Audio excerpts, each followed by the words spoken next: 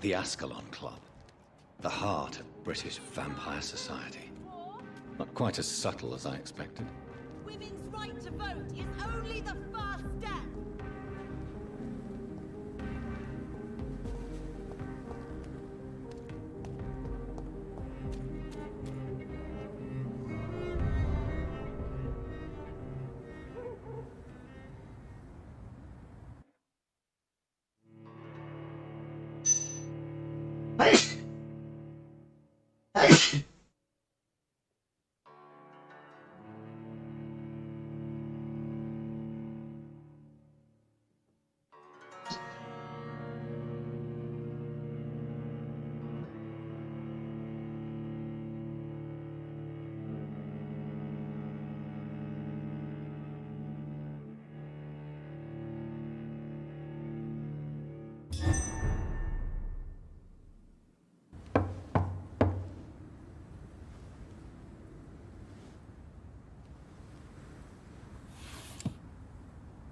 Do you know where you are standing right now? In front of the Ascalon Club, I presume. The Ascalon Club only summons or ostracizes. What is your business tonight? I received an invitation. I'm Dr. Jonathan Reed.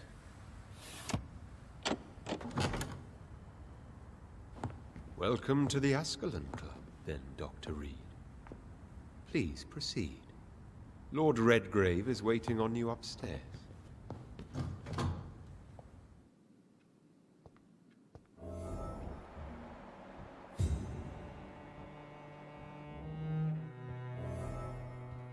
There has been quite a battle here.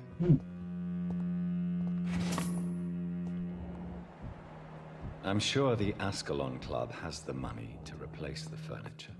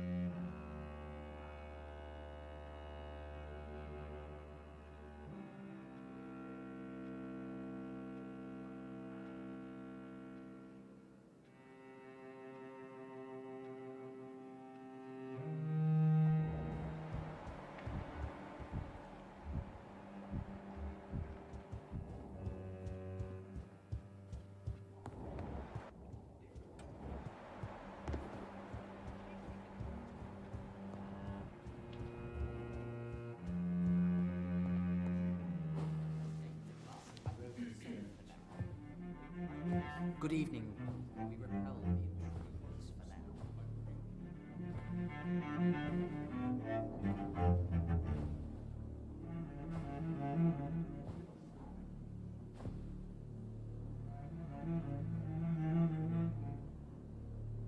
My good friends, if I may have your attention. Behold our visitor, the good Dr. Reed. Newborn of blood so pure and strong that even my friend Fergal Bansher was no match for him. Hear, hear, hear. Come forward, young Ekon, for we have so much to discuss. Welcome to the Ascalon Club, Dr. Reed. I am Lord Redgrave, Earl of Bristol and chairman of this exclusive association. Lord Redgrave. At last we meet. I've been eager to make your acquaintance. I've heard some astounding things about you. Please accept my condolences for your loss, Dr. Reed. Thank you, my lord. Lady Ashbury expressed your wish to meet me. Yes. The lady has always been a useful acquaintance, though not always reliable. Is she a good friend of yours?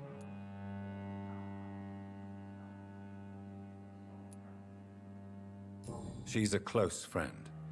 And I'm honored that she feels the same about me.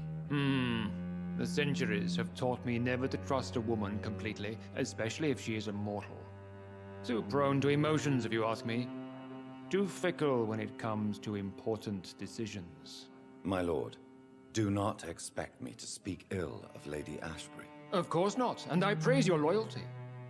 Would you offer the same fidelity to the Empire? What do you mean? I speak of the Skull Plague that threatens London and the country. You have been on the front line in the East End, but the time has come to open up a second front here. The epidemic has escaped the quarantine. You have new cases of the outbreak. We don't know for certain, but we cannot allow the disease to threaten the prominent heads of Great Britain.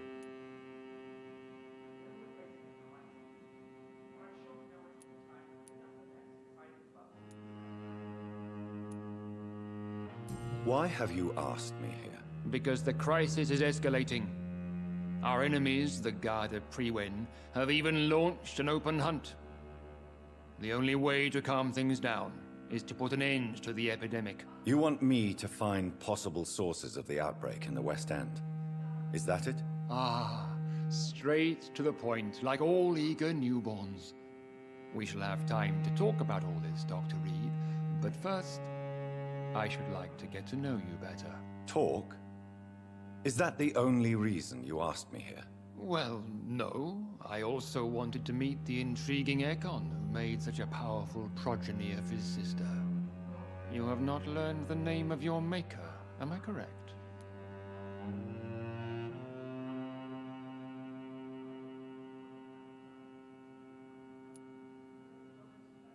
No, I haven't. Have no embarrassment, Dr. Reed. We all make mistakes. But whatever your lineage, you are definitely Ascalon material. What do you mean? I would like you to become a member of the Ascalon Club, and to serve me as such.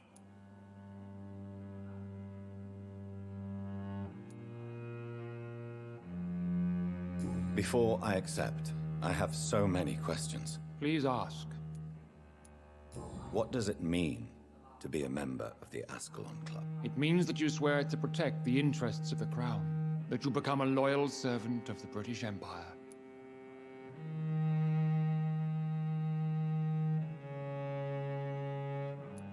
Do you have any official recognition from the government? A charter from His Majesty the King? No. Of course, the Ascalon Club publicly supports the Empire, but the true nature of its members remains a secret. Am I supposed to follow orders? As founder and chairman of the club, I alone am entitled to make demands of our members, and I do appreciate obedience.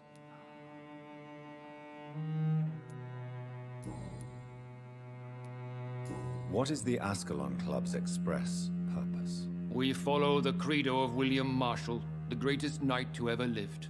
As was he, we are sworn to protect the British Empire. What does Ascalon mean? Ascalon was the lance wielded by St. George, glorious patron saint of England when he slew the dragon. And like that lance, we pierce the hearts of all our nation's enemies.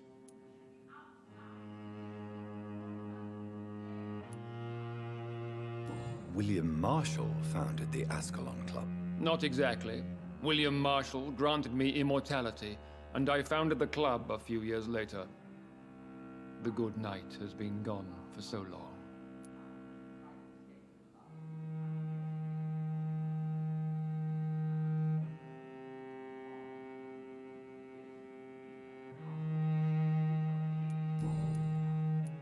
I killed Fergal, who claimed to be one of yours, sent to cleanse the East End of all skulls. Will his death be an issue? Do not worry. My priorities have changed. Fergal was a zealous servant of mine, but like any servant, he had his limitations and is readily replaced if necessary. Before I accept, Please, I agree to join the club. This is good news. Good news indeed in these crucial times. Let's inform the Assembly formally and proceed with your initiation. My initiation? Fear not. Nothing fancy nor dangerous. It is just that we, the members of Ascalon, believe that tradition and custom are the backbone of this country.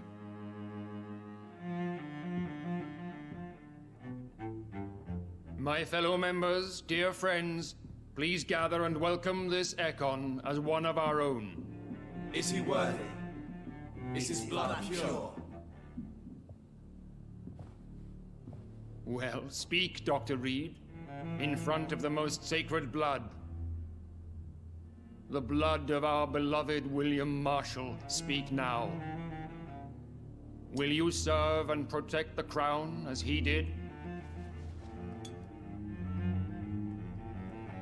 Yes, I will.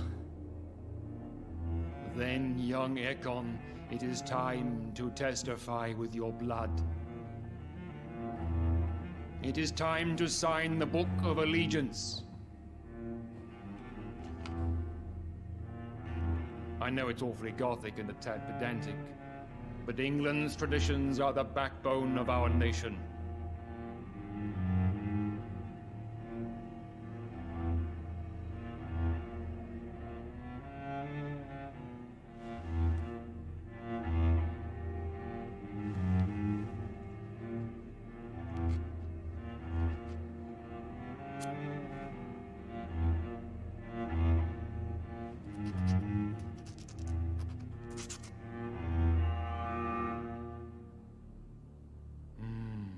Delightful.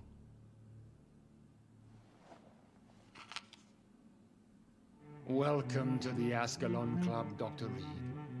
Take your place among the bearers of the lance. One of us! One of us!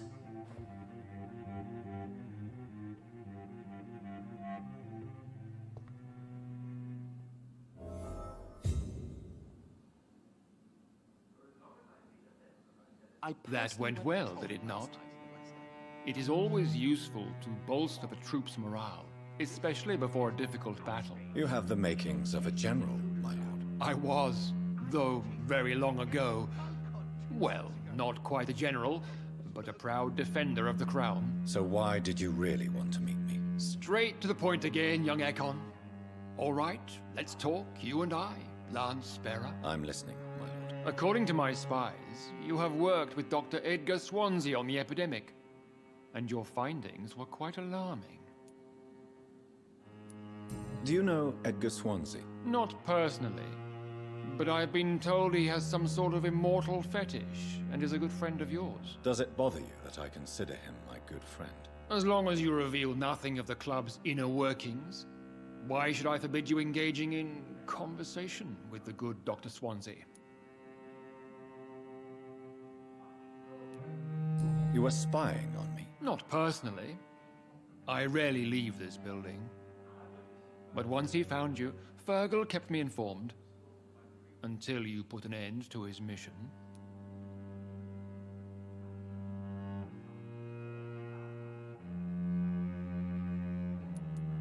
Who was Fergal? I don't see him sipping tea with the others in the club. Fergal Banshire was my squire of sorts. Even before becoming that magnificent beast, he was a brute. He served me well for decades. No, I mean, what was he? He was clearly no ordinary vampire. No, he was a Volcod. All muscles and instinct. Quite the rare breed. Ferociously territorial. Mortals often mistake them for werewolves. You do know I killed him. Yes. Will you bear ill will towards me for his death? Of course not. Your victory was quite impressive and courageous. You earned my respect. Yes, I'm convinced the recent invasion of frenzied Scals in London is directly linked to the epidemic. This is not the Spanish flu, but something else. I would be glad to hear more of your discoveries, Dr. Reed, but for now, my main concern is the security of London's inhabitants, both mortal and immortal. What do you mean? Alarmed by the epidemic, the Guard of Prewen has started a war against us British vampires. To appease the situation, we must eradicate the Scals.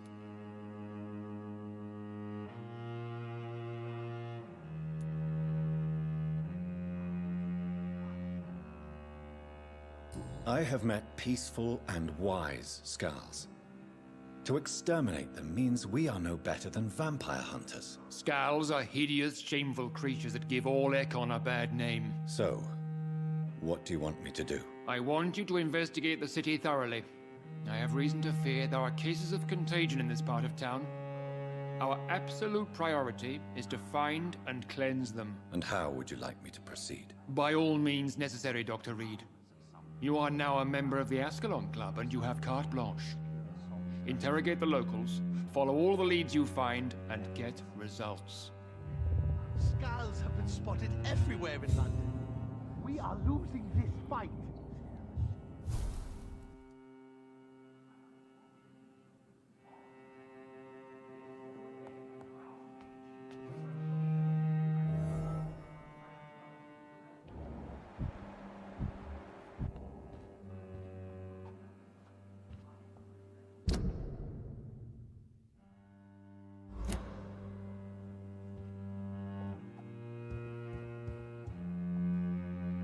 Good evening, Dr. Reed. How does it feel to be this evening's centerpiece? Figuratively.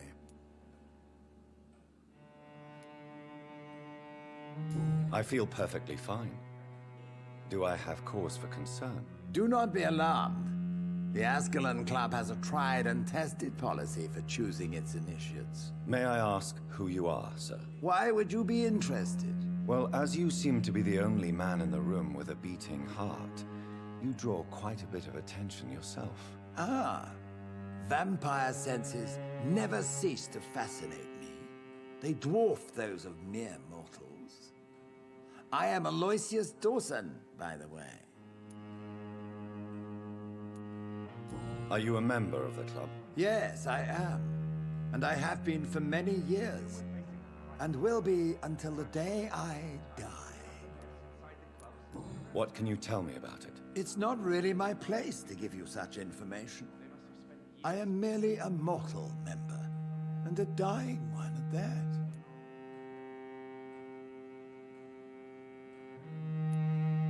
Are you sick? Personally, I consider my advancing years are a sickness in itself. My body is slowly abandoning me, Dr. Reed. Are you not afraid? You are surrounded by vampires. Sir, it's for that very reason that I joined the club in the first place. Is not the nature of this club a secret shared by only a privileged few? My dear Dr. Reed, I have spent years and a fortune precisely to gather that kind of information.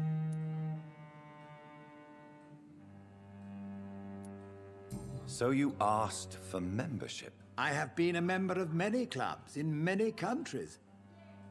But I must admit, this one is my favorite. What can you tell me about Lord Redgrave? I would not dare speak of our chairman without his consent. Mr. Dawson, of Dawson and Dawson, the wealthiest man in England. It is a pleasure to meet such a prominent figure of London. A withering London figurehead, to be precise. Are you sick, Mr. Dawson? I am a doctor, you know. My case is beyond the scope of traditional medicine. I have spent fortunes on the world's most competent doctors to arrive at that diagnostic conclusion. I'm sorry to hear that, sir. Should I suppose that you're here in search of some form of immortality? Absolutely not. I'm here to implement my plan to save the city I was born in.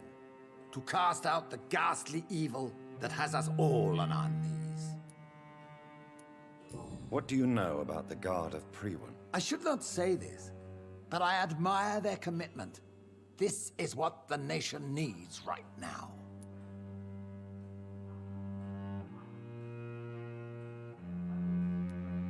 But they are our enemies. They are not mine, Dr. Reed. Would you help them? No. There is a time for such methods. But brute force will not be enough to fight this plague. We have to think differently.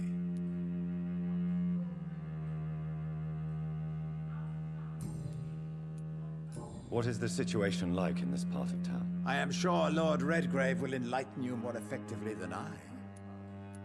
Money cannot solve every problem. This mysterious epidemic is going to require more than money can buy. You're right. Money is nothing unless one has the will to wield it.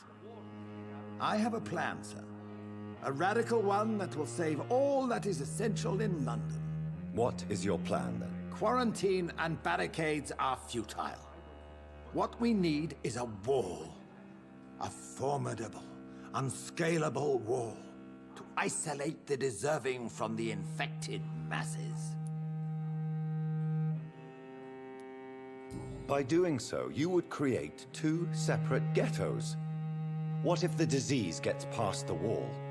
The results would be disastrous. Not if we eliminate all suspected cases of infection as soon as they appear. A necessary sacrifice. Are you not mistaking sacrifice for summary execution? Why do you care? Are you not a vampire? Removed from all mortal concerns?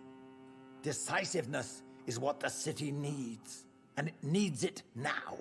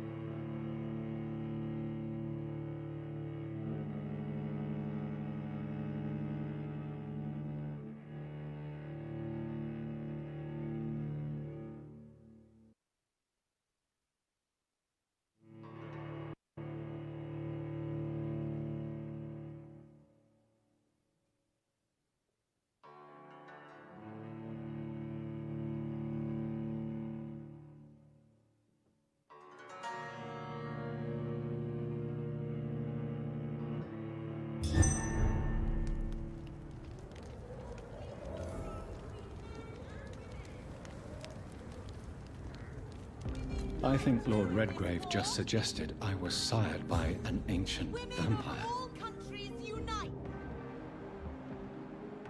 Women's right to vote is only the first step! Good evening, miss. Oh my god, no. Please, Mr. Vampire, don't kill me. Please, no. I'm too young to die. I still have so much to offer this world. Wait, no. Why do you think I would... What? Don't worry, Dr. Reed. I know you wouldn't harm me. Mother told me you were in this part of town and might drop by. Your mother? My name is Charlotte, sir. Charlotte Ashbury. My mother taught me long ago how to recognize the signs that betray a vampire. I understand she also taught you how to tease and gently mock innocent young Ekons. It's a pleasure to meet you, Miss Charlotte.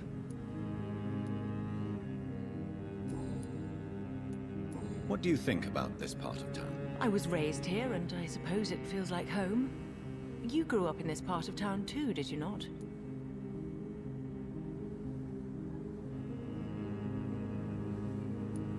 Yes, I was born a few streets away. A small world, is it not?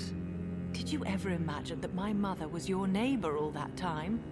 That you could have met her in a dark alley at night? You won't trick me twice, young lady.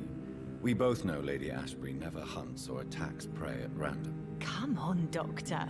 Don't tell me you never thought about that possibility. Her fangs on your neck. Oh, are you blushing, Dr. Reed? Is there something that's bothering you? Too much selfishness and individualism for my taste. Even when there was no epidemic. Even if that's partly true, May I remind you that many charitable institutions are financed by the selfish and filthy rich? I suppose you're right. But society must reform and renew itself, or we are all done for. Tell me about your adoption. What do you want to know? Who are your real parents? Elizabeth Ashbury is my real mother. She raised me and has taken care of me all my life. I have no idea who my progenitors are or were. Do you live with her? I still spend a lot of time in my mother's mansion, but I have my own house now. I have a life to live, you see. And one day, I'll have my death to face. How did you meet Lady Ashbury? First, I was an orphan in the institution for girls she manages in the West End. When I was 10, she adopted me, and I have lived with her ever since. Did you know she was a vampire when she picked you? The correct word is Ekon, Doctor. And no, I had no idea why my mother only showed up at night. She told me everything when I turned 16, though I suspected the truth for a long time before that. What are you doing out here? You mean, what do I do outside at night since I am a woman? Let me ask you a question, sir. Would you ask the same question of a man? Actually, yes.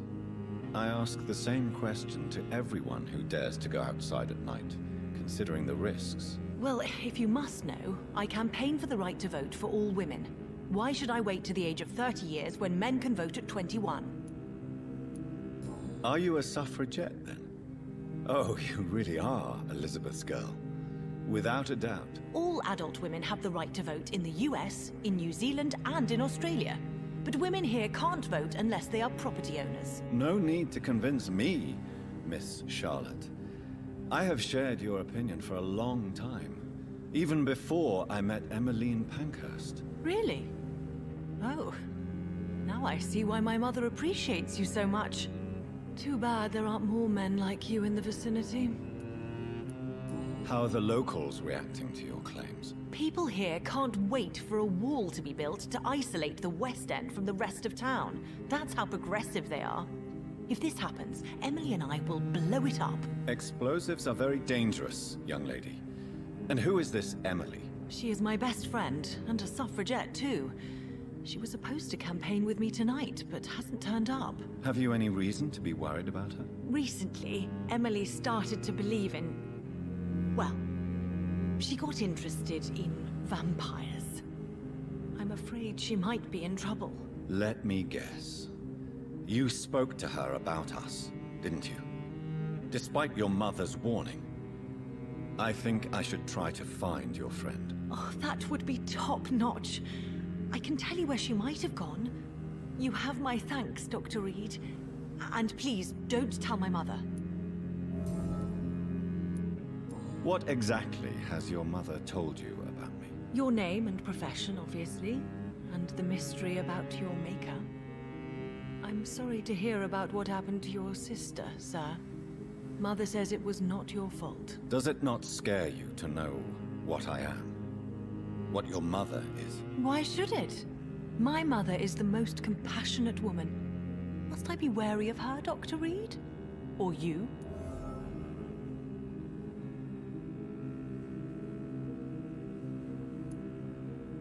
Of course not. You have nothing to fear from me, or your mother. Good to know.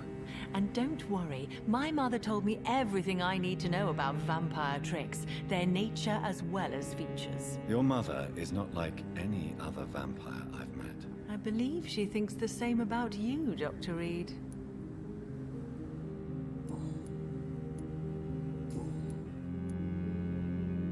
Do you know why Lady Ashbury chose you to become her daughter? No, I don't. Each time I ask her that question, she smiles and says it's precisely because I dare to ask such questions. Do you ever regret that she chose you? Of course not. Though I often wonder if she adopted others before me. If so, where are they buried? How was it for them to pass through life with a never-aging mother?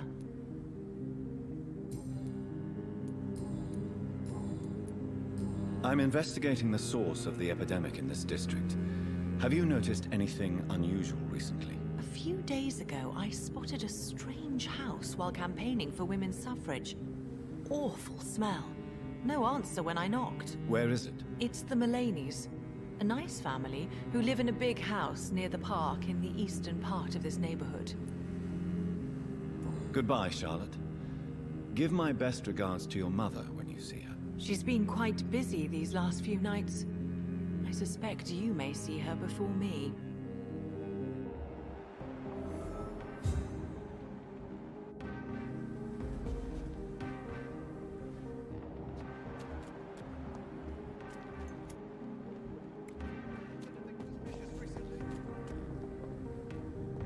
Remember, don't let any strangers come into your house.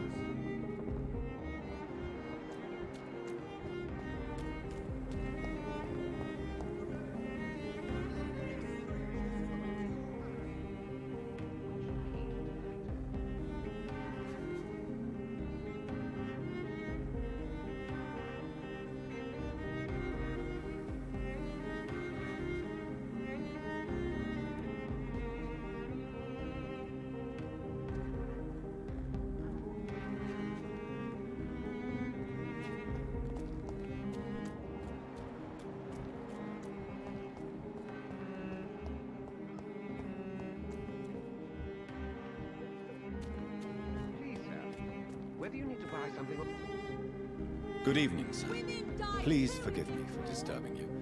I'm a doctor. I never judge a man by his title, but by his attitude. And you are not disturbing me at all. I am Calhoun Russell, and I welcome you. Well, I must admit it's good to receive a warm welcome for once. I'm Jonathan Reed. Welcome, Dr. Reed. Welcome to my humble shop. How is the situation in this part of town? Life is good and peaceful. We're lucky to live in such an era of progress and wonders. Are you not concerned about the epidemic? Oh, I'm sure the authorities would take the appropriate measure if the danger were that high.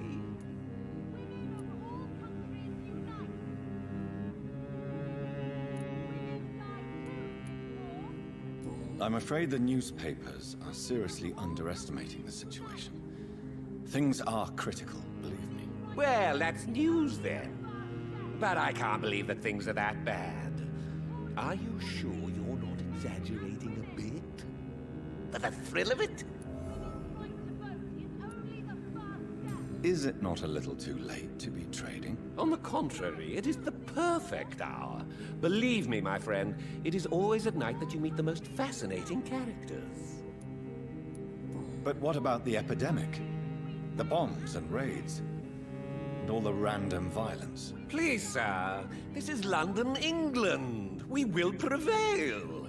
And if a bomb must fall on my shop, then I'll be there to hear it falling. So you prefer to work at night? Oh, I also enjoy a sunny day like everybody else. But the night always has a certain je ne sais quoi of its own. What can you tell me about this place? I recently found the best steak and kidney pie in the city. I'd be glad to share the address if you want. Finding a good restaurant? Is that really all that interests you? Oh, I have many passions, but nothing brings me ecstasy like subtle and exquisite flavors from my teeth to my belly. I must confess, I have quite specific tastes when it comes to nutrition. Really? Well, I'm always happy to try new exotic meals. If you ever find an intriguing table, please share the address.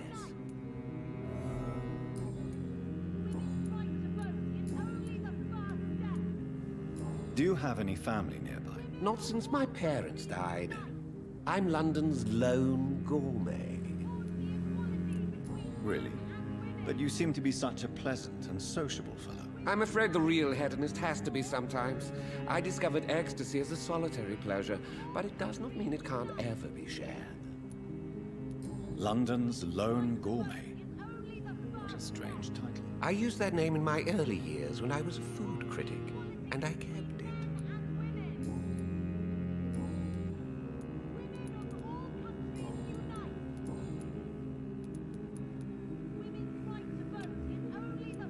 I'm investigating the source of the epidemic in this district.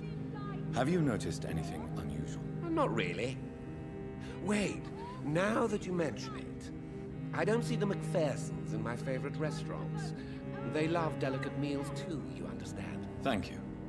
It may be nothing, but I'll investigate anyway. Where do they live? They have a house in the southern part of the district, somewhere north of the railway bridge. There is a courtyard, if I remember rightly. Goodbye, Mr. Russell. I'm sure you'll take care of yourself. Countries unite!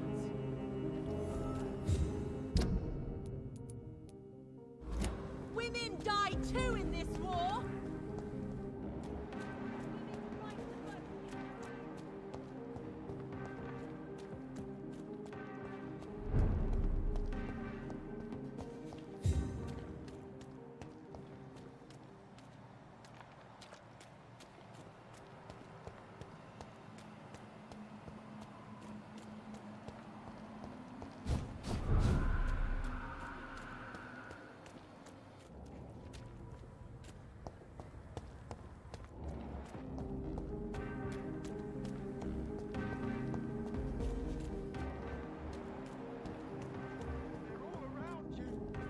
Waiting for you to let your guard... Good evening, sir. May I have your attention, please? Come on, Johnny. Don't you recognize your oldest friend? Clarence. Clarence Crossley. How are you? My God. So you survived the war too. So sorry I didn't recognize you at first. I almost didn't recognize you either. War does that to men, I heard. In my case, it was true, for I witnessed the horror that lies underneath.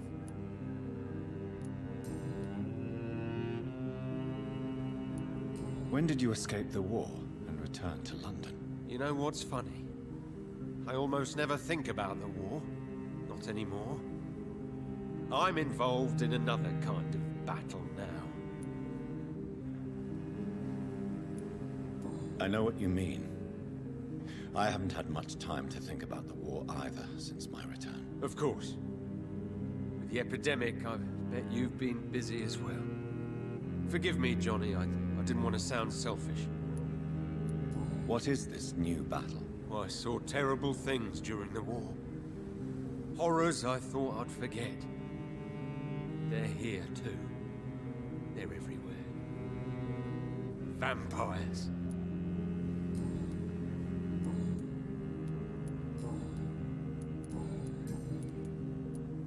How is your wife, Venus? We've spent so much time away from each other. So many things have happened. But you're alive. You returned in one piece and you have a family. How many soldiers can say the same? Believe me, it's not quite that simple. Unlike you, I'm not the man I used to be. Is everything all right at home? Surely Venus was relieved to see you return from France in one piece. Have you forgot what people are like in this part of town, Johnny? Venus fears for our family reputation. Now her husband has become the village idiot.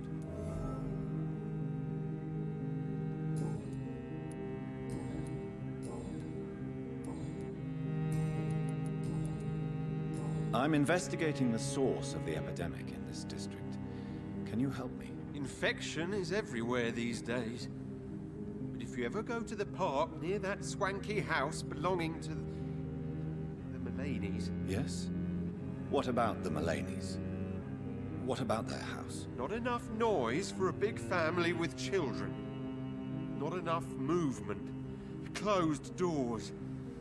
What is going on in there? I wonder.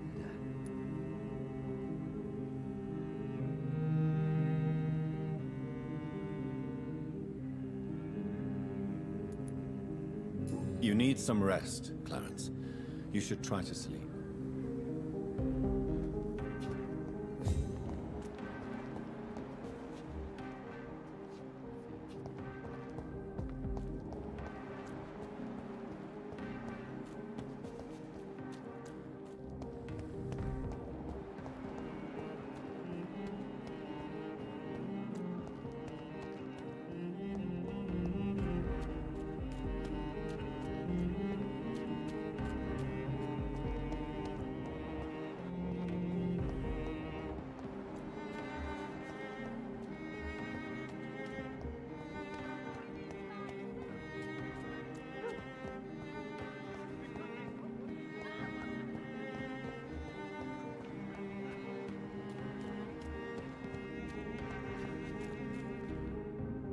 Good evening, miss. Can I help you? I'm a doctor. Dr. Jonathan Reed. I am Karina Billow. I don't need any doctor. The rats. Where are the rats? Miss, you don't seem well at all. Are you afraid of rats? Has one bitten you? No, it's me who bites them. Tasty, juicy, disgusting rats. I can't stop eating them. Help me, please. Help me to disobey the voice. What happened to you? The rats. The answer hides in their little crunchy bones, their juicy, tiny brains. Miss Billow, please, try to concentrate. Why do you worry about rats so much? The voice in my head. He forces me to do so. Drink their blood, he said. Eat their flesh. Do you feel compelled to obey that voice, Miss Billow? Even if you're loath to submit to it? Yes. Please. Help.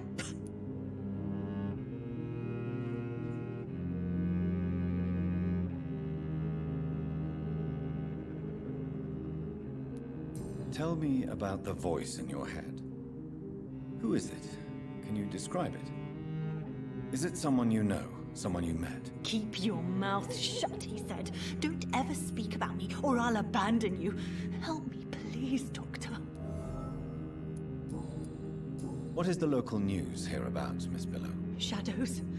Shadows hunting shadows. Whispers in the dark. Pestilence. Suffering. Death. Tell me about yourself, Miss Billow. What do you do for a living? Oh, I'm hungry. Need to eat. Have you got something for me? Blood, perhaps? Can you give me blood, Dr. Reed? Don't you remember who you are, miss? What you did for work? I was strong, proud. I campaigned for good causes. But that was before. Before. It does not matter anymore. I'm so hungry.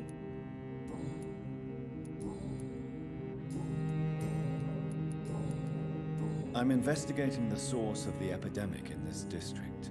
Have you noticed anything unusual recently? Infection. Infection. The rats carry it, I heard. Rats. Rats. Rats. Many rats around that big house. Funny smell, too. Dead flesh. And where is this house? West of the park. Not very far. A big house with no sound, no light, no life left.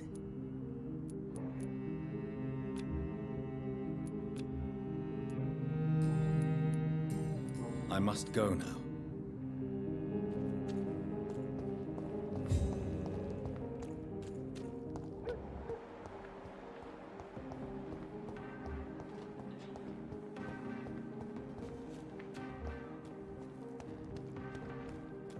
Support the equality between men and women.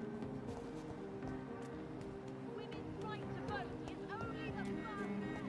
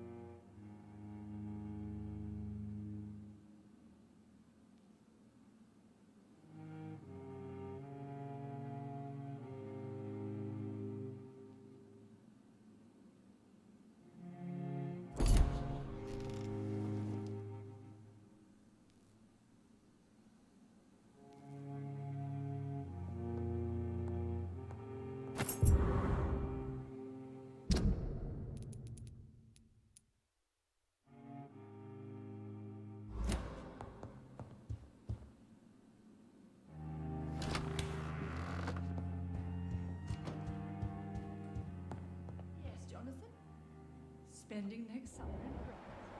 Absolutely. Why not?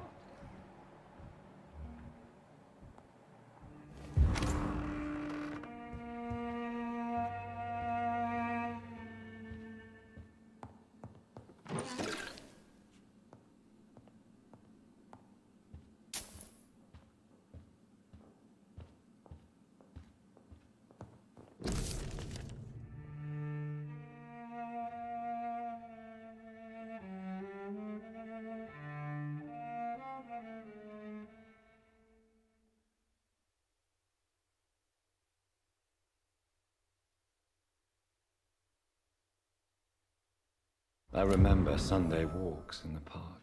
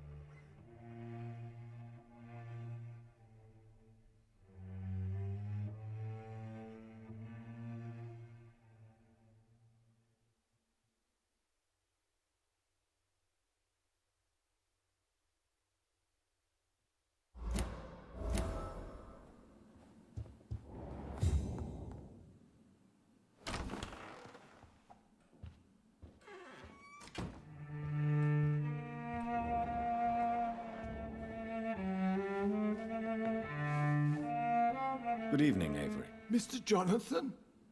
I can't believe my own eyes. Oh, it's a miracle. We all thought you were... Oh, sir, your poor sister. What a tragedy. I know, Avery. I know about my sister's murder. Miss Reed expected you to return to assist with the funeral, right up until the last minute. Where have you been, Mr. Jonathan? We needed you here.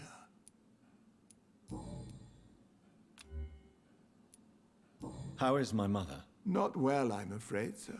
Miss Reed is very fragile since the police brought her back home. The police? What happened? Miss Reed was found walking in the streets. She kept saying she had spoken with her son and daughter. She's resting now. Has she received appropriate medical care? I'm taking care of Miss Reed myself. Hospitals are so overwhelmed by the epidemic that they can only accept patients infected by influenza. Perhaps we could arrange a short trip. Somewhere sunny, like France. She has always been very fond of France. I think leaving London could do her good. I'm afraid Miss Reed is too frail for the moment. Recently, she started going out at night without remembering it. I have to watch her carefully. What is the situation in this part of town? For a time, the West End seemed spared by the epidemic. But the situation is getting much worse. Have you no relatives anywhere? I'll understand if you want to take a few days to see family. Your father managed to guarantee my earnings as long as I take care of this house, sir. My sisters are dead, and I've never met my nephews. I'll stay, sir. I'm sorry I could not be here for Mary's funeral. Your mother was strong, sir, but your support would have been appreciated. Apart from the priest and I, no one else attended your sister's funeral. To be present at the funeral with you both was my dearest wish, Avery. But I am sorry, I simply could not attend. I would not dare to question your absence, Mr. Jonathan. All I can say is that we missed you a great deal during these difficult days.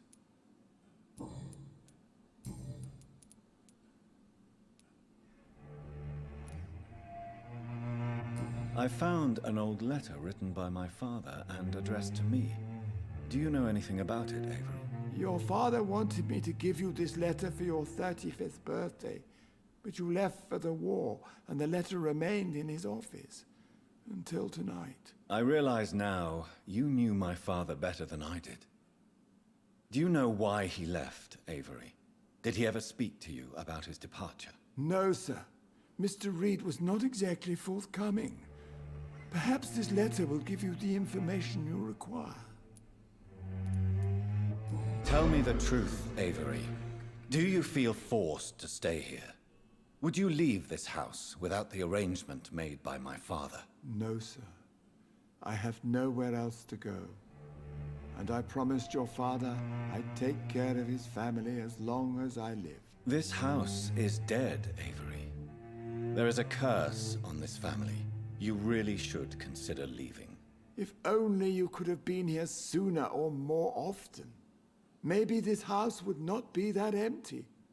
But you're here now, sir, so my task is not over.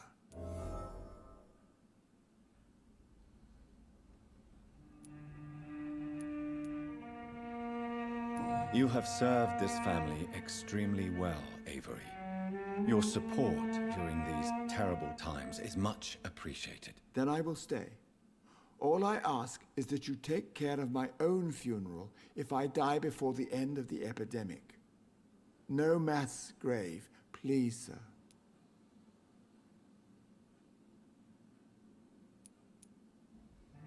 You really think I don't take enough care of my mother, Avery? Yes, I do, Mr. Jonathan. You clearly have something more to say. Speak your mind, Avery. I know you work hard to help the sick, but what will you do once the epidemic is over?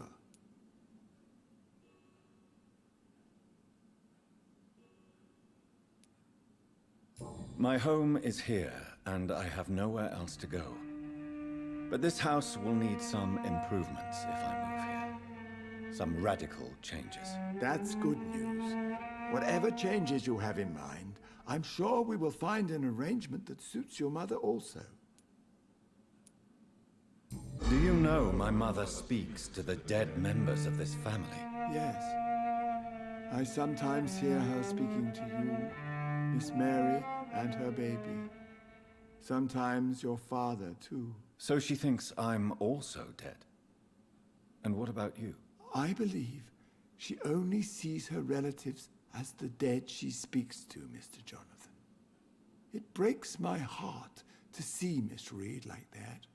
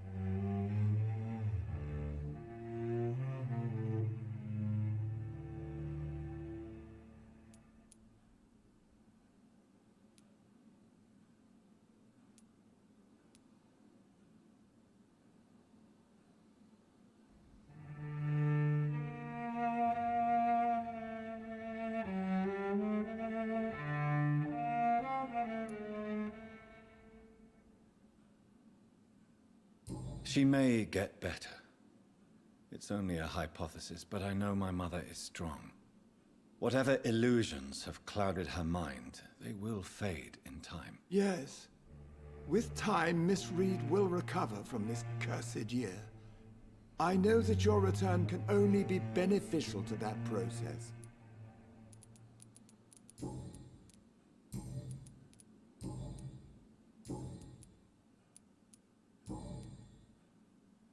I'm currently investigating sources of the epidemic in this part of town. Do you know anything useful? Not really, except all the MacPherson's servants resigned a few days ago. They feared becoming infected, they said. The MacPhersons? Where do they live? I think it's a ridge house near the railway bridge in the southern part of the district.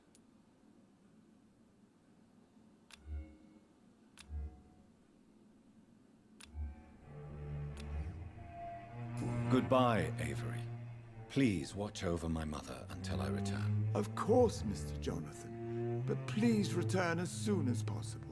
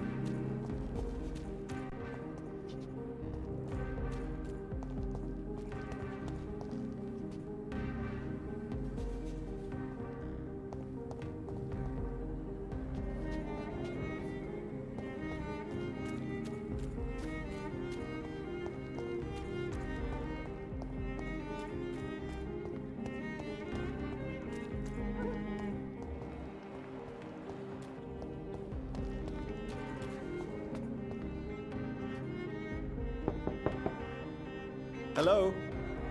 Is anyone there? Jonathan, is that you? I did not know you were back in London. Oh, my dear Johnny. I'm so sorry for your loss. Mary was such a sweetheart. Thank you, Venus. May I come in? I was going to bed, actually. I'm sure you can spare me a few minutes. For old time's sake. Of course you may enter, Jonathan. I remember when Mary came here with her husband and her son. They were such a... It's a pleasure to see you again, Venus. So you returned from the war in one piece too. Thank God. My Clarence is back home too. How is the old rascal? Probably outside, chasing ghosts and chimeras. Clarence has changed a lot since he returned from the war, you know.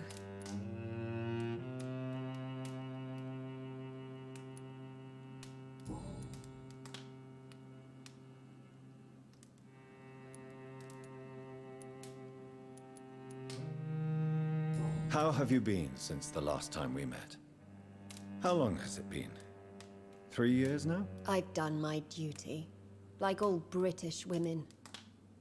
You have no idea what it was like to wait for months without knowing if I'd still be a wife or a widow. I understand. Luckily, this part of town has been saved from the worst of the bombings, from what I've seen. Yes, and it's also true about the epidemic. The flu has killed here too, of course, but not on such a large scale as in other parts of town. Have you noticed anything peculiar about the neighborhood recently? You mean except for your return to town? No. Oh, and again, Jonathan, please accept my condolences for your sister. Thank you, Venus. It was so sudden. And I've been so busy, I haven't spoken to anyone about it. I wish I could have assisted at the funeral, but you know, it's been so quick. And what with the epidemic in the streets? There's no need to apologize, my dear. It's normal, considering the circumstances. No, it's not. I am sure that Clarence has not even thought to present you his condolences. He is too busy with his penny dreadful stories. Why is my return so surprising? It's more an unexpected happy end than a surprise. You and Clarence, back from the war. You have no idea how hard it's been for me.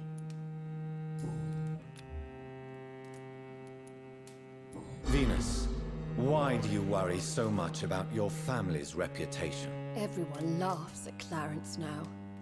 And they avoid me because they believe I share his insane opinions. I'm a leper in my own community.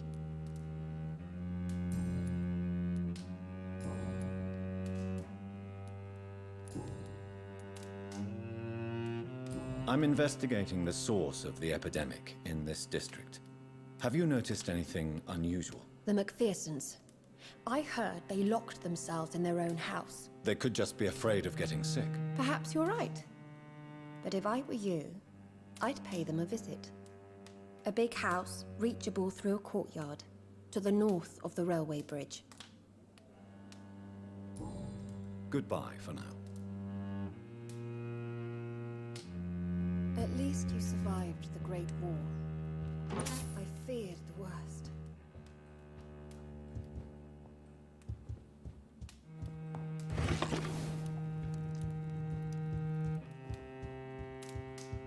I'm so sorry for your loss, Jonathan.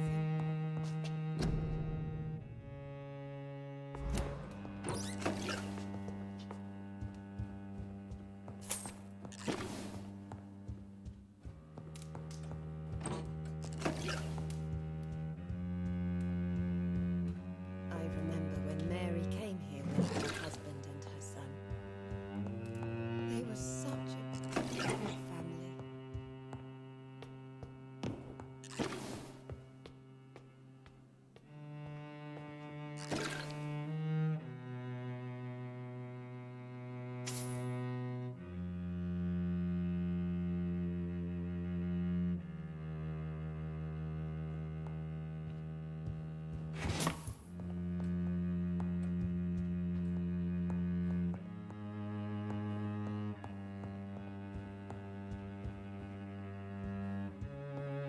It's locked.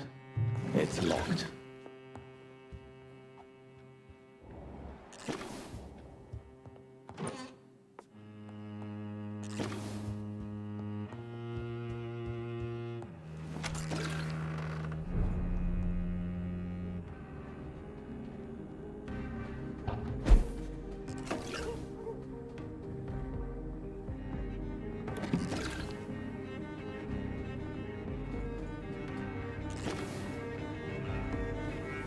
No invitation is needed to enter this building.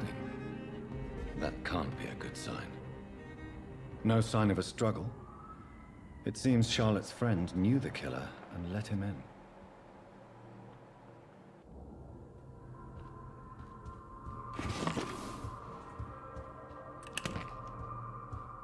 Blood. I should follow the trail.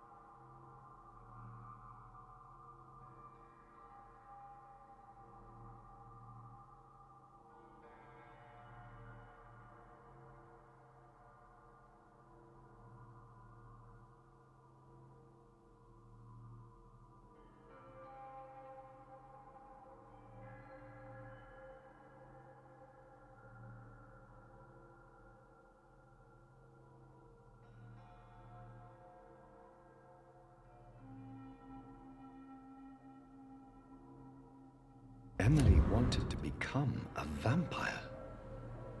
Something must have gone wrong. Someone is responsible for this mess. But who?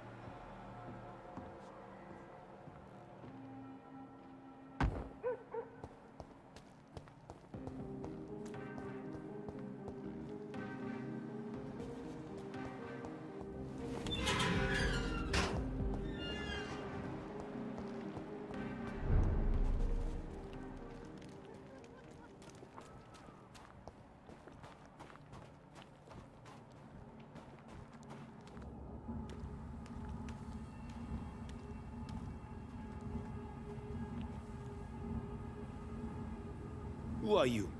What are you doing here? I could ask you the same question. I'm the Marquis de Bois-Colombes, and I strongly invite you to find your own game, sir. I appreciate the invitation, but I'm here to solve the mystery concerning the death of a young woman killed by a vampire. A young woman killed by a vampire? Oh, you're joking, right? Oh, I do love the British sense of humor.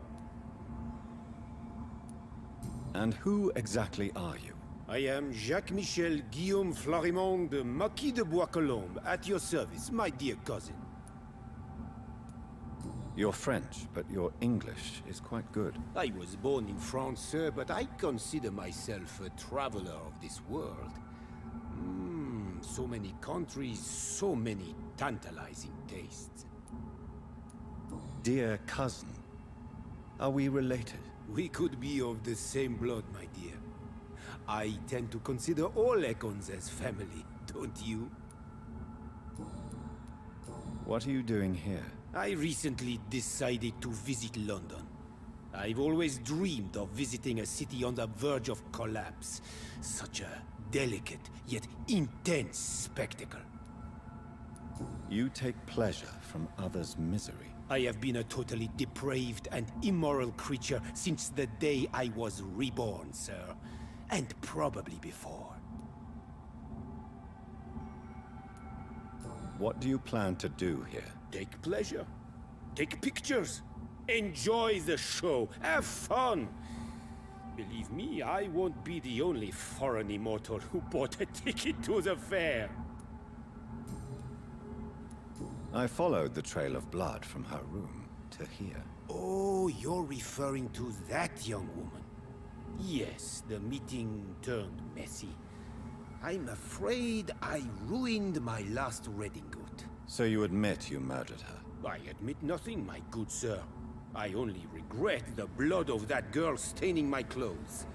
Oh, blood can be so messy. What happened? She wanted to become one of us. Not the first time I have received such a proposal, but I must admit her direct approach tempted me. And then what? The body rejected my blood. It happens, you know, sometimes even with voluntary prey. At least her gurglings brought me some fun, until the artery burst.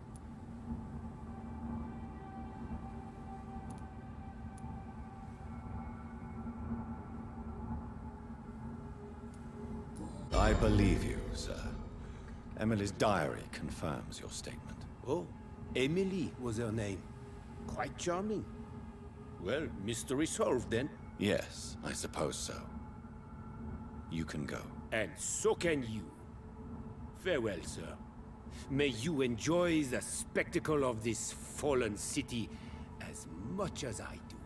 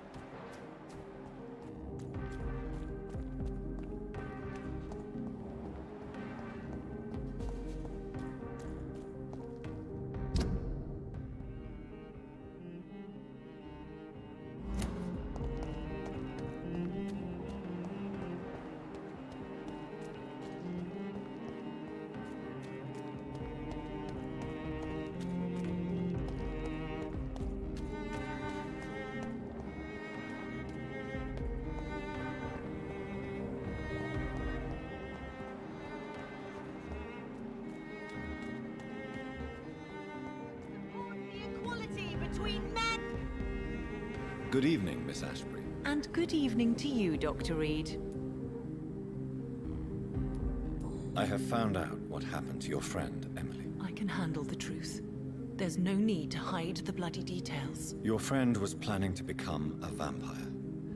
She thought she'd met an honest one and made a deal with him. Unfortunately, Emily did not survive the process. My mother told me many times about the risks of being turned. I often suspected she exaggerated the danger to avoid me being tempted. No, the risk is real. Have you any idea what a body has to endure? To become an organism entirely consumed by its need to process and recombine blood? I should never have talked to Emily about vampires. I never thought she'd actually try it without me. Thank you, sir. Here, take this for your discretion.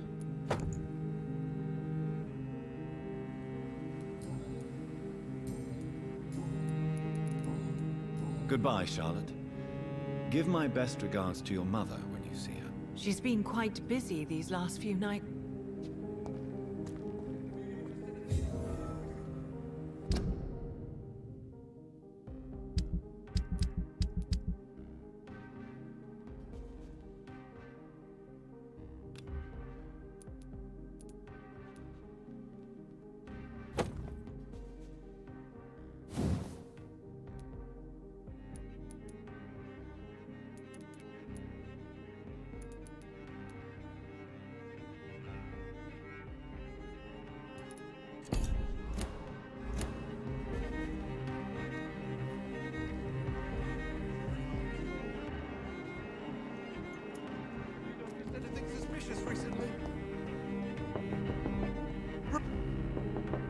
Good evening. I won't...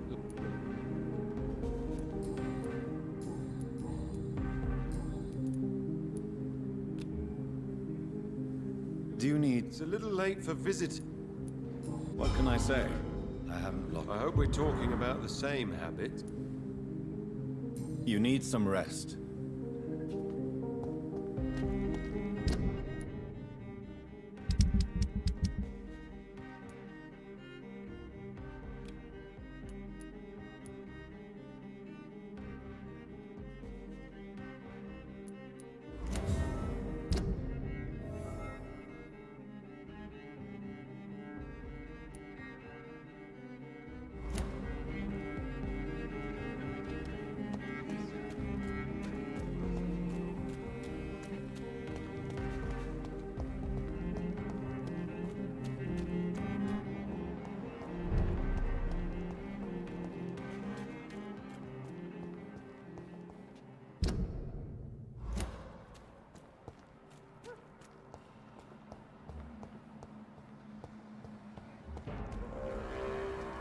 Last warning! Over there! There's one of them vermin!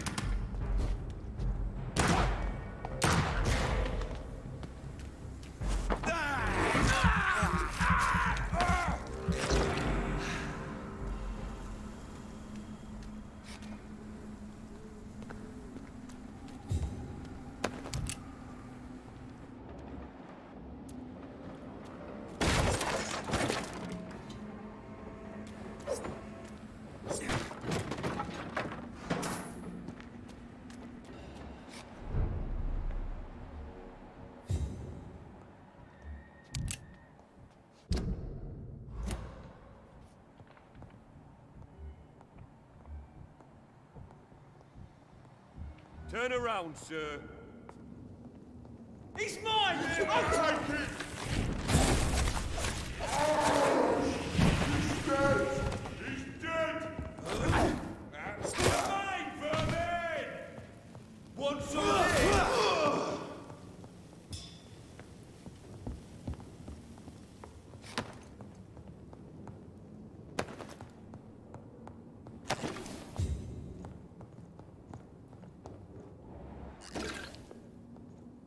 It's locked, all right.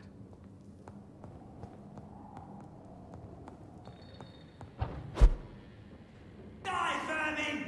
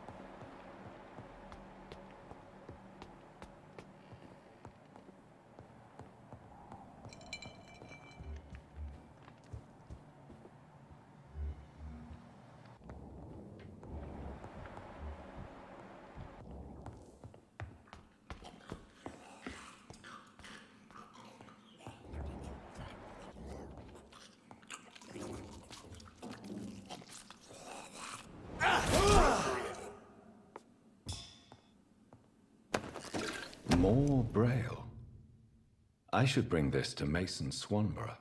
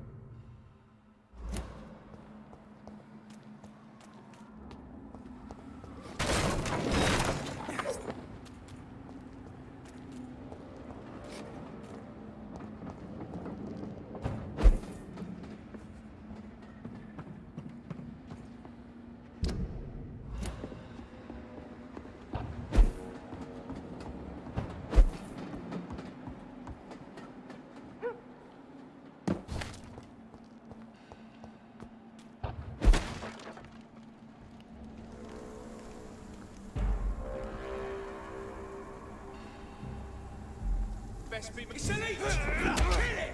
Watch out for them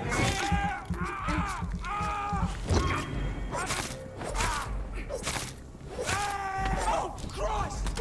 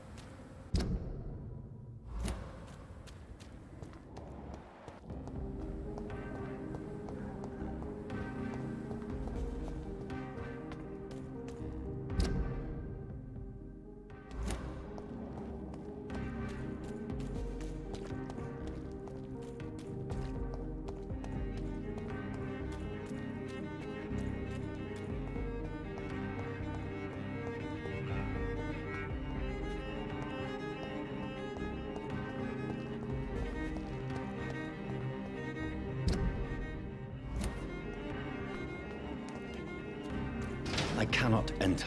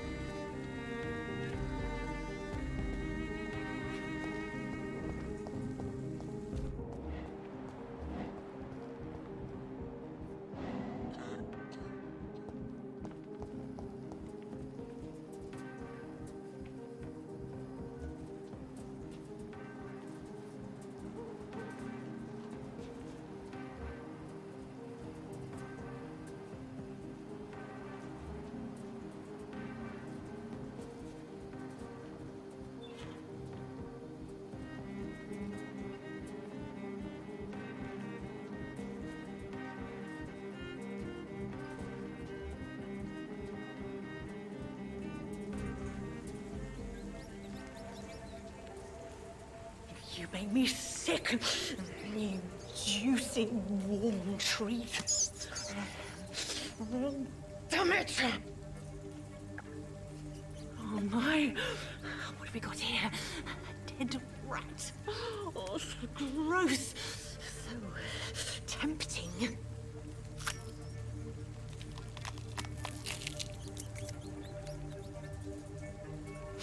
Eternal life. Through the blood of the lesser beasts, he said. Oh, dear God, help me.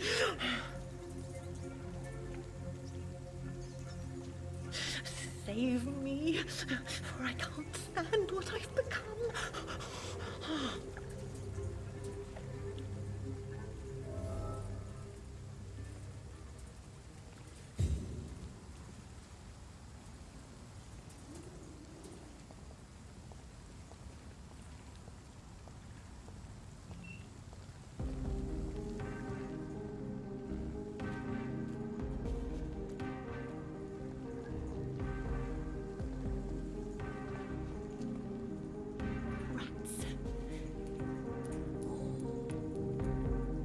Why do you eat rats, Karina? Their flesh contains the path to immortality. I have to eat them all if I want to live. Help me. Please. Make it stop. I don't know if I can, miss. You have been tricked, forced to play a disgusting game. I don't know how to save you. Kill me then, Doctor. Take my life. I beg you.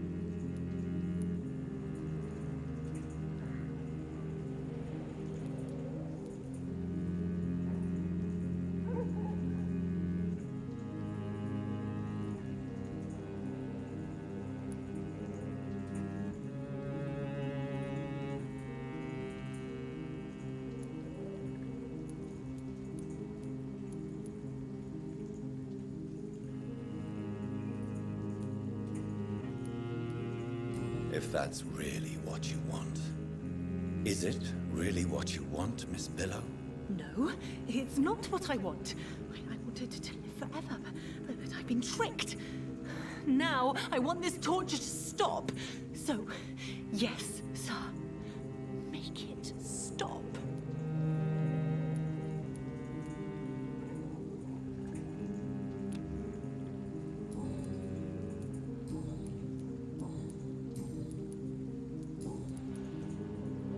I must go now. Goodbye, Miss Billow.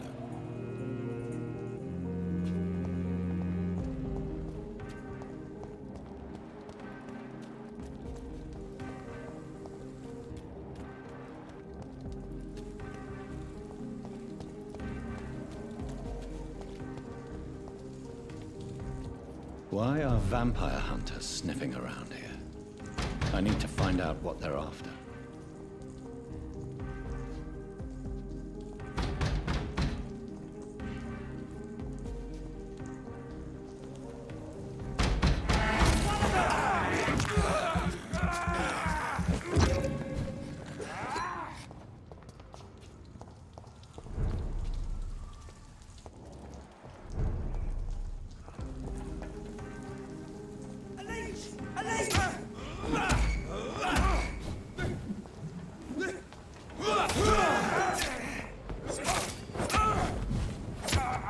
Shit, that leech is fast!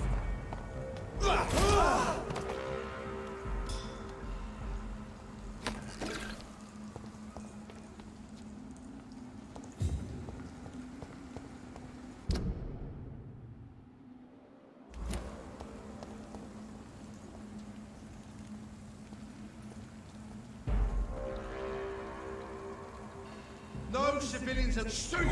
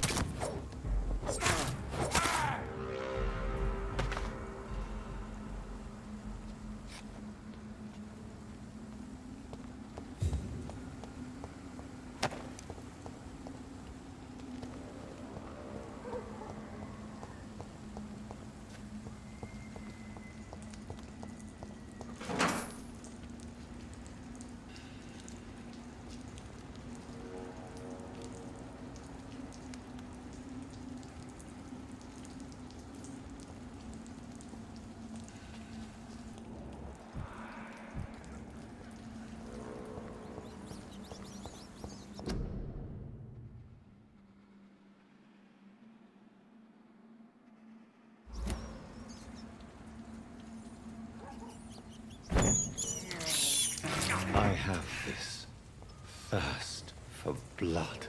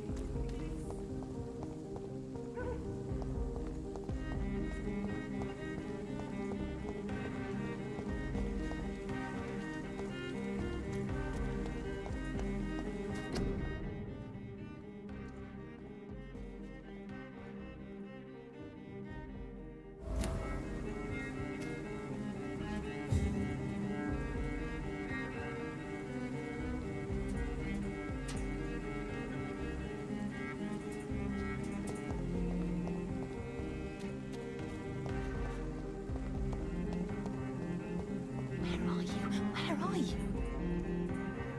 Rats.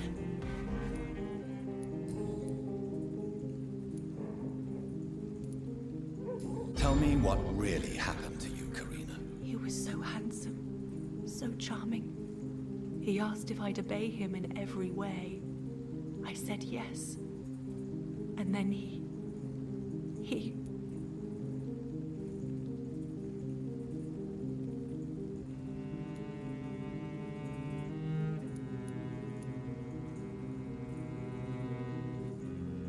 He tricked you. Yes. He has promised me eternal life. And now I must eat these rodents for attaining it. But of course, it's a lie. Tell me about vampires, Karina. You must have met one recently. He promised he would help me, give me immortality, make me escape this world of death. He promised. Who is he? How did you meet him? I can't tell you, Doctor. He won't let me. Karina, I order you to reveal to me the name of the vampire who took control of your will. Speak their name. Don't you dare interfere with my game, Ekon. Go find yourself your own toy and let me play with mine. Who are you? Reveal yourself. Let this woman be. Why? What would be the fun in that? It's so amusing to see her defile herself, one bite at a time. This vampire is as powerful as he is wicked. Help me, please, Dr. Reed. Help me.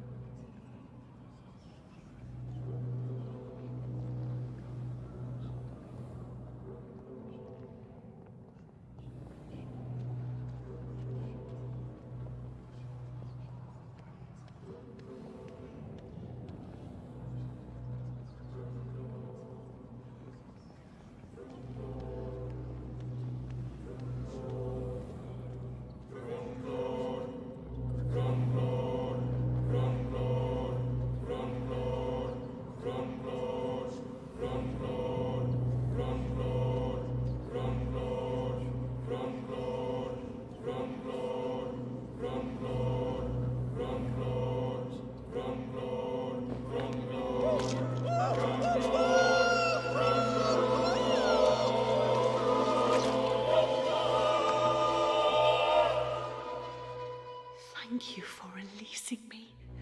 I can finally say the name of my torturer. It's Jacob Blackwood.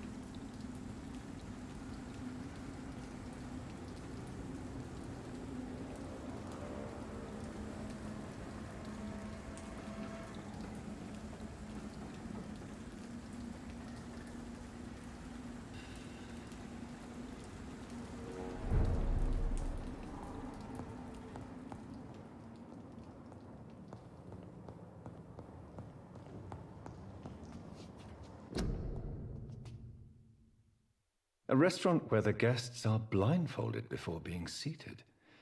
Intriguing.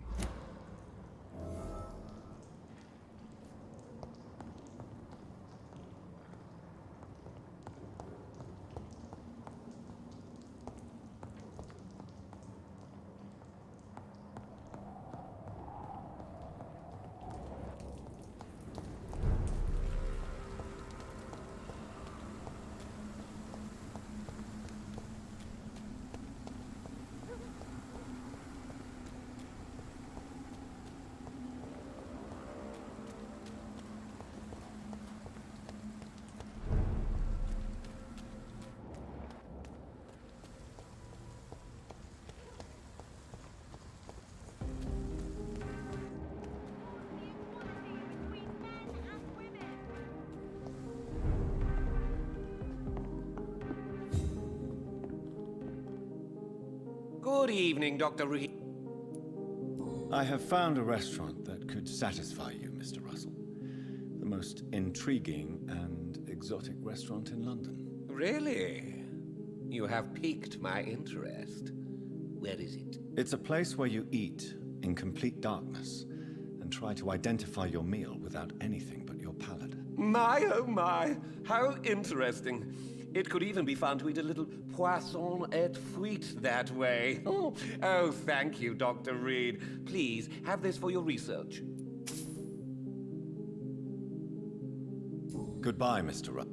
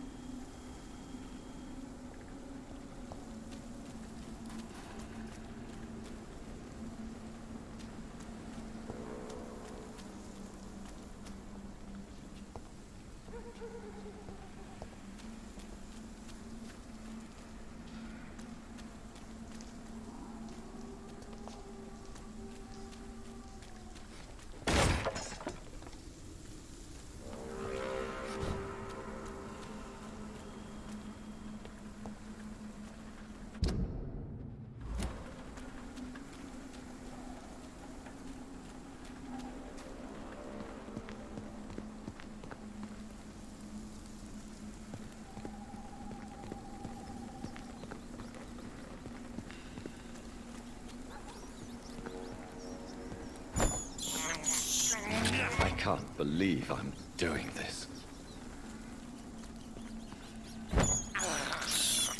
I have this thirst for blood.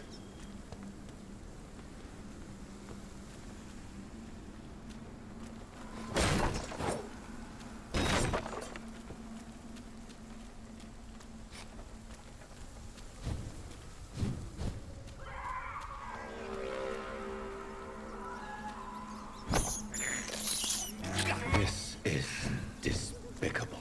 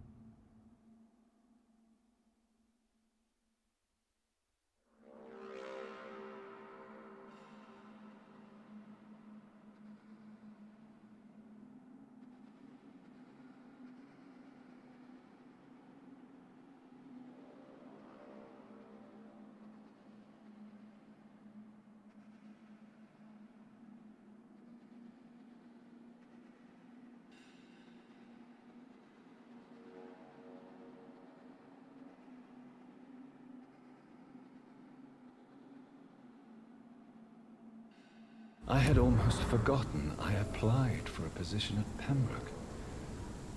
It was so long ago.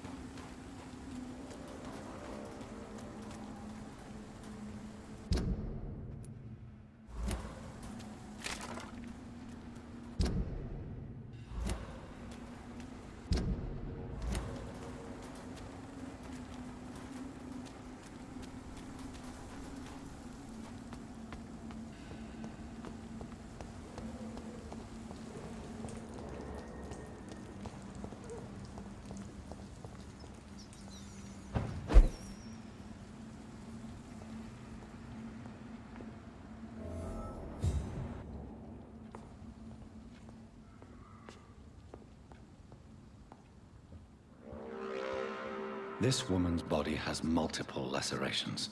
They're deep, too. Whoever did this was driven by rage.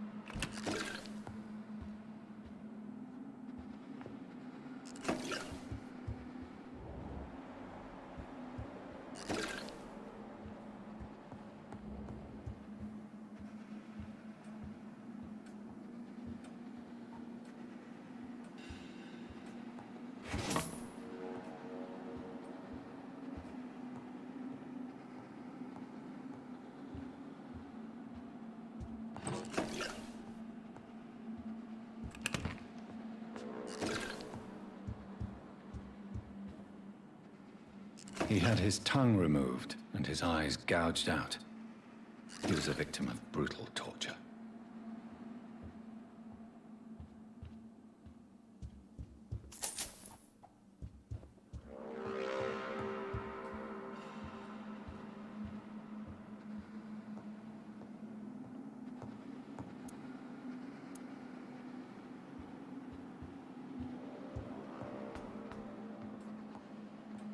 This one's neck is broken.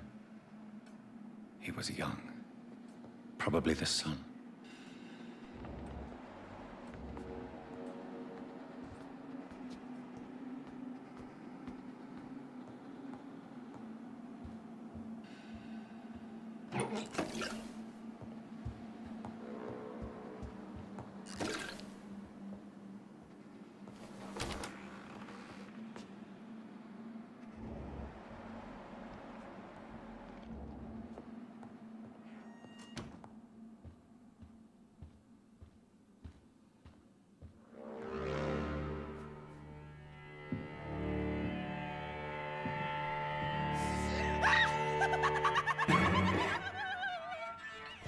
You thought I was dead too, didn't you? No, I was just pretending. Doris told me I could have been a great actress. You killed your family. They mocked my talent. Ah!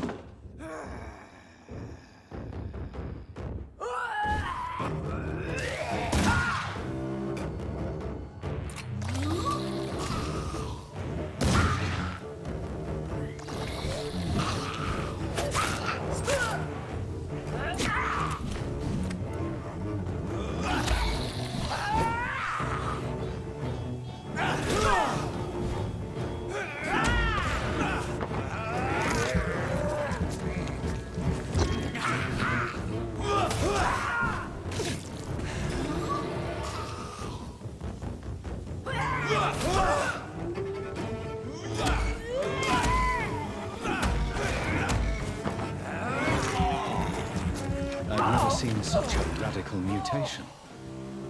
Could it be a new stage in the disease's evolution?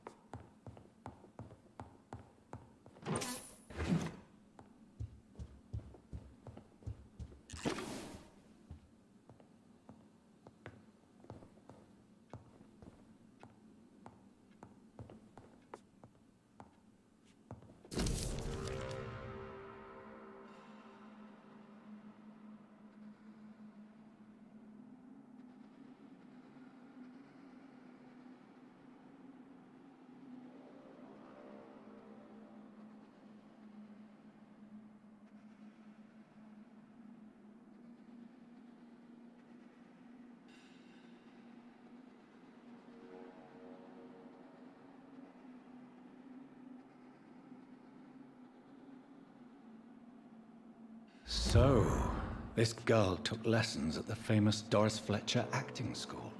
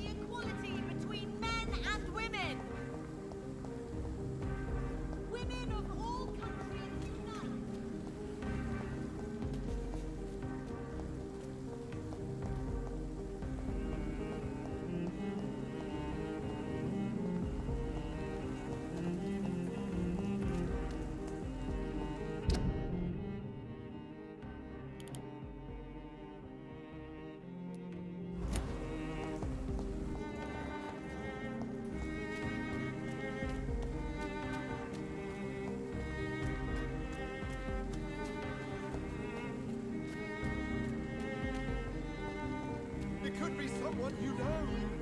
Even someone you're close to. Women's right to vote is only the first step. Women die too in this war.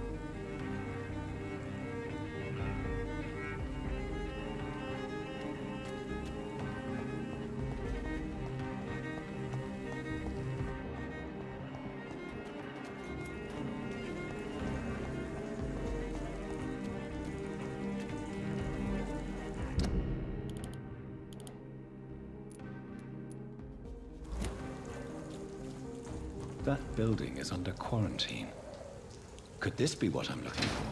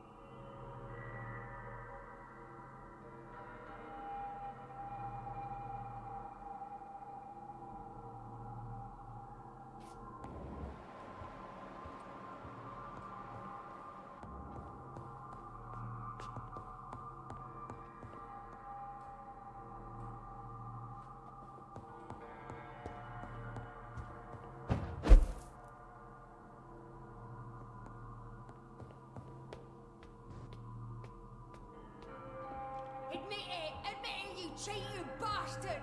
Still your tongue, boy! Liar, coward, you brought this.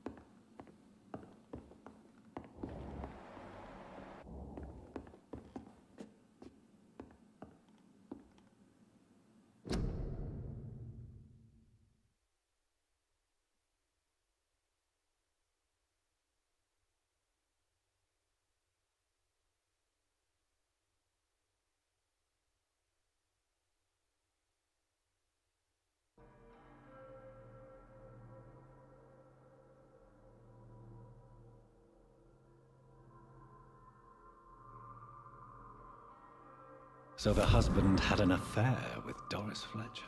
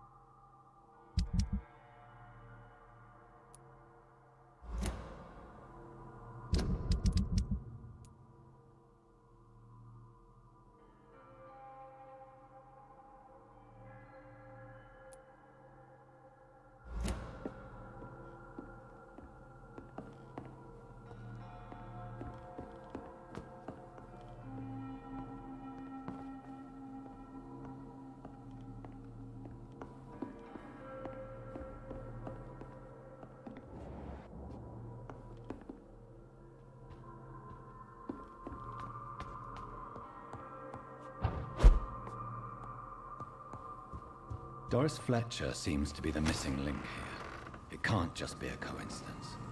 I should go to her acting school.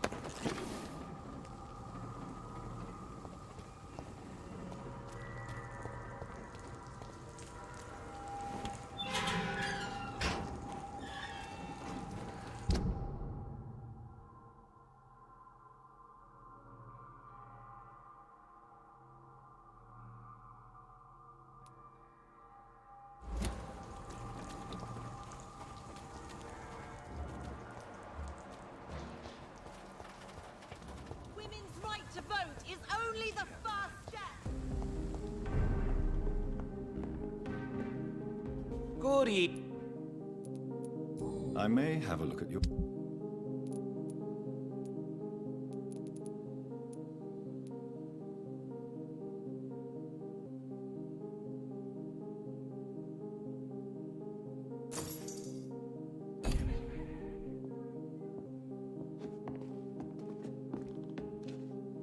Good evening. I may have...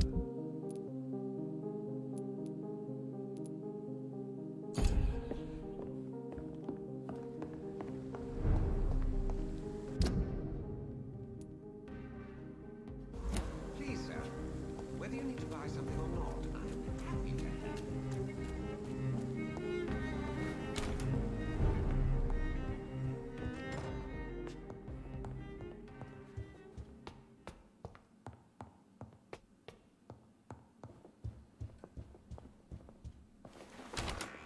Aubrey, I'm not sure visiting Italy is a good idea this time of the year.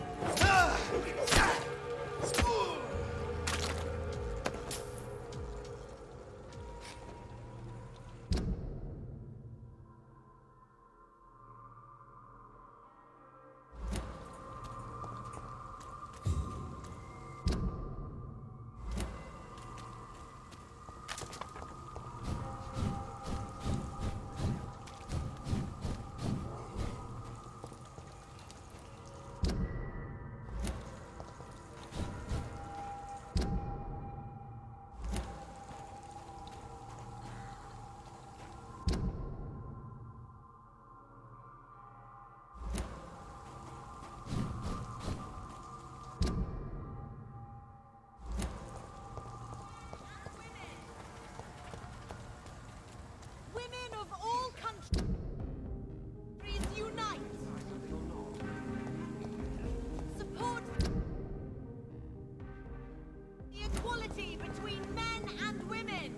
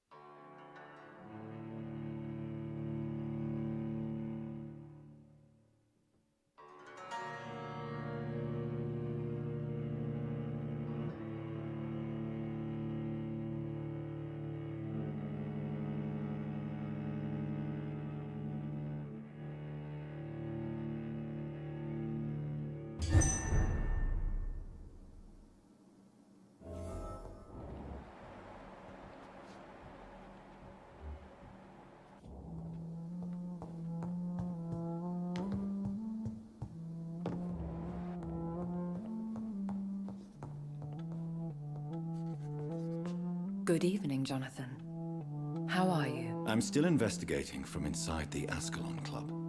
Can we talk? Of course, my dear. How is your investigation going? I have decided to explore beyond the dictates of reason. What do you mean? You may on occasion find this house closed when you visit me. If so, it is because I have gone undercover. Sort of. Who are you going to surveil? I hope you're not considering spying on McCullum or the Guard of Priwen. No. I intend to ask a few questions in parts of town I rarely venture into.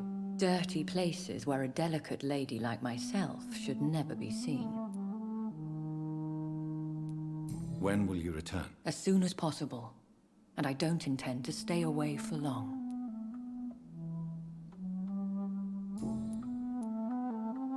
There are many paintings adorning the walls here. Yes? Did you paint them? No, my dear. But some of them. I have had a long time to learn from the best. I'm currently working on what could be my greatest masterpiece. What is this masterpiece? Your portrait, my dear Jonathan. It will be my gift to you, if I ever have time to finish it. Have you met any famous painters? Are you trying to divine my age by cross-checking historical dates, my dear? That's a devious parlor trick. Well, Elizabeth, I tried my best. Don't I deserve some reward at least? Well, if you must know, I even posed for the greats. Now that you know it, you may recognize me when visiting museums. I have investigated new sources of infection, and I may have found a new type of skull. One suffering from heavy mutations that is extremely contagious. Scowls come in various forms, you know. They are simply degenerate versions of their makers. I believe these families are different, and I'm currently pursuing a lead. I know I can find the true source of contagion by finding who created these creatures. That would be great news. Be very careful, my dear, when dealing with such creatures. Goodbye, my dearest. Goodbye, my beloved.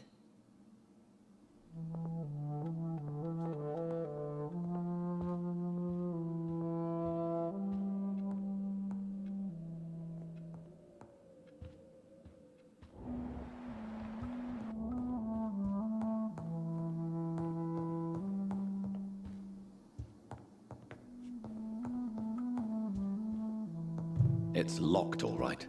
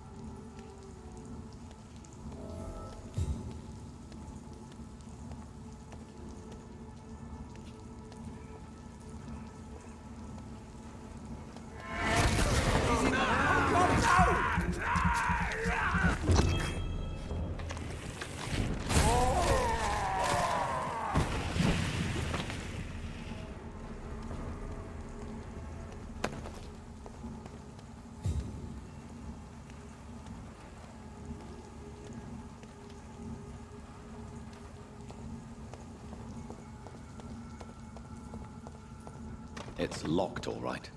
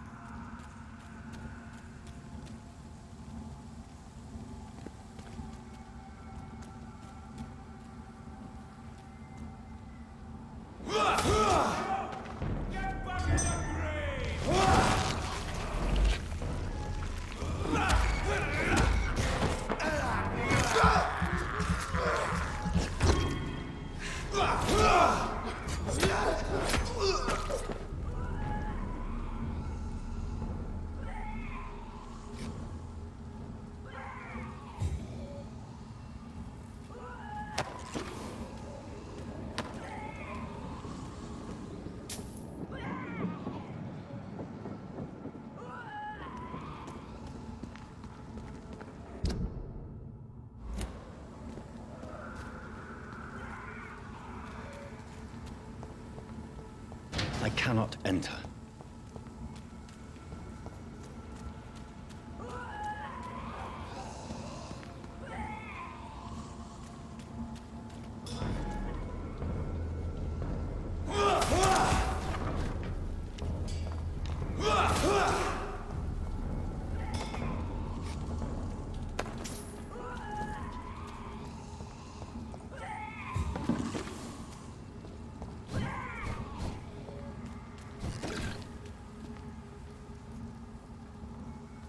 It's not human! Kill it! Oh no! Stop!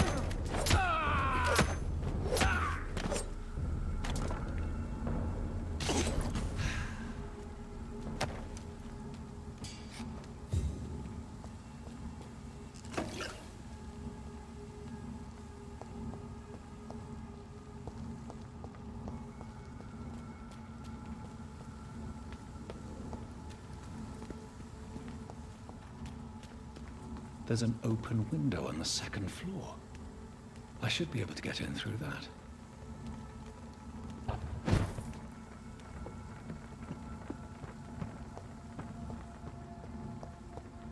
It's locked.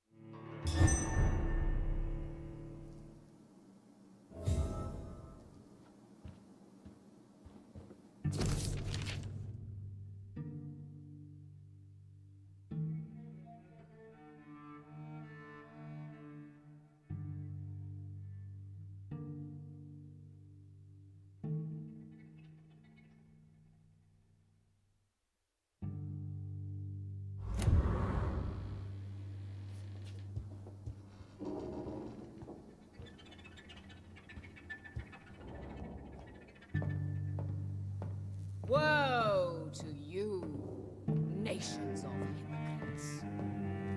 For in front of you stands the tall queen. You can but lower your head. Can that be Doris Fletcher's voice? Where does it come from?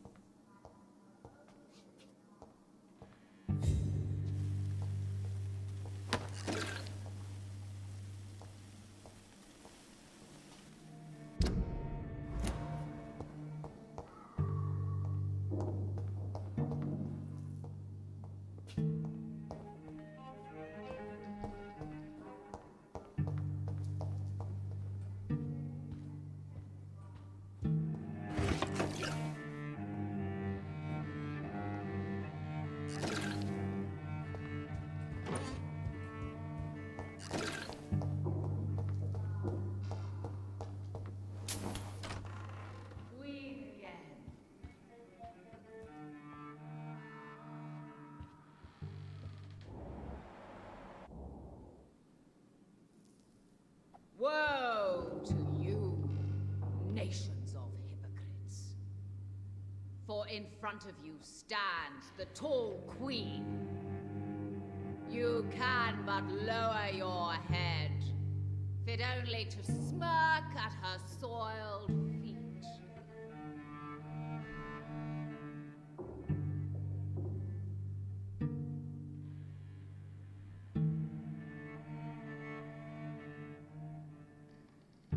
Will they adore me again when they share my fate?